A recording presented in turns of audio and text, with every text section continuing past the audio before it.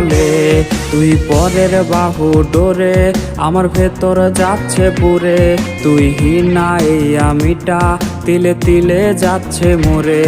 আমার পুরুষে পুরুক বুক তুই কুরারে তোর সুখ তবু মরার আগেও আমি দেখবো না রে তোর মুখ আমার মৃত আত্মাটা তোরে ডাকবে একদিনে খুব আমি দেখবো সেদিন তুই ওরে কেমনে রবি চুপ